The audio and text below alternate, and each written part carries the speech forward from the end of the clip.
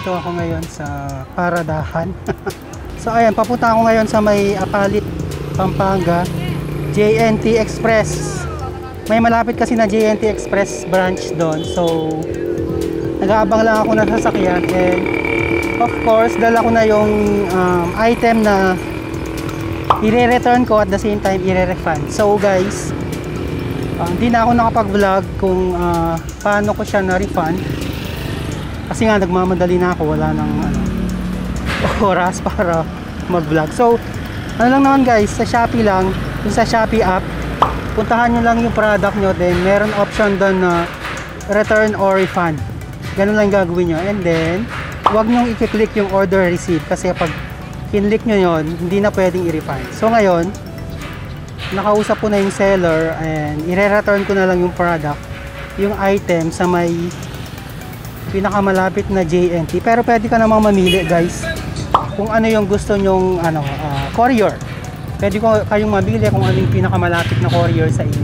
So ayan na guys, meron ng sasakyan, so update na lang ako later. A few moments later. So guys, nandito na ako ngayon sa may Apalit.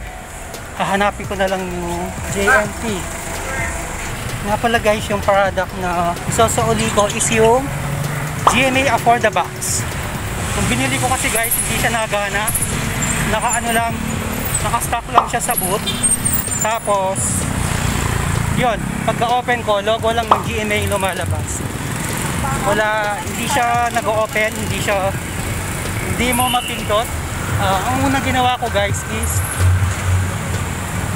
kinausap ko muna yung seller. Syempre, bago kayo mag-return ng product, make sure na gawin nyo yung paraan para maiayos muna, kasi hassle kung isosoli pa. So kinausap ko yung seller ng GMA store.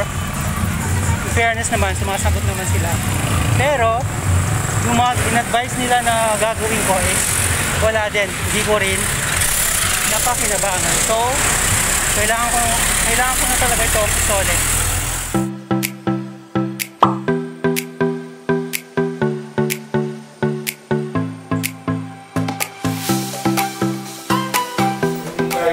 Ano po yun sir? Yung volumetric na barcode. ito ba yun? Ay, pala yun. Nagkagpas siya ako, 0.2. Wow, 152 by 7 by 7. Tanggapan tayo.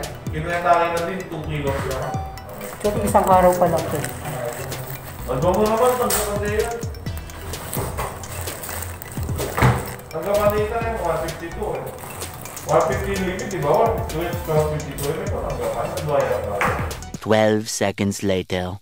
Hindi mas nakal tapa. Okay na sir. Okay na po. Anong... okay na po yun. Ano pong first time ko kasi, anong gagawin next pag Bali, ang mangyayari po niyan dito, sir, kami, sa GNT, ibabalik po namin yung parcel kay seller. Pero ang magpa-process po ng refund nyo, si Shopee. So, through Shopee Pia. Opo.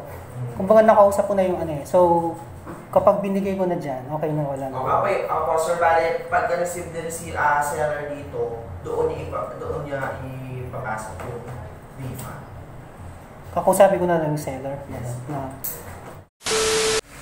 So ayan na guys, tapos na ako sa drop off ng product. Ano lang, wala pala siyang fee, shipping fee. So ang ginawa nila is kinuha nila yung product, tapos yung barcode, and then sila na daw yung magpa-process ng product sa mismong store na pinagbilhan ko. So hindi na nila ako hinanapan ng shipping fee, and then na lang, kumbaga basta yung code, barcode na binigay, ipiprint nyo lang yon, tapos ididikit nyo dun sa product nyo, tapos syempre kailangan ng proof na patunay na sined mo. So ayun lang guys, wala nang gaanong cheche-bureche, basta binigay ko yung product, okay na yon, basta kompleto yung code tsaka yung mismong product. So ayun na guys, dali lang pala, kala ko mga ek na gagawin pa. So thank you JNT, yun lang. Ang next na gagawin ko is kakausapin ko yung mismong seller ng Shopee na katunayan na sinip ko na yung product. Pinicturean ko siya kanina para isend dun sa seller. So yun na guys, ang problema ngayon is next na gagawin ko is maghahanap ako ng bagong for the box kasi yung i-refund nila is through Shopee Pay. Hindi nila ipapalitan yung product. So ngayon, since nandito na ako sa Apalit, maghahanap na lang ako ng sa mga shop ng GMA for the box. So ayun na guys, so hopefully nakatulong tong vlog ko sa inyo, and sa mga nagnanais na mag-return, sana itong vlog ko ay nakatulong ito sa inyo. Thank you very much guys for watching my video, and hope to see you again sa aking next video. Ito po rin si Jonel. Bye bye.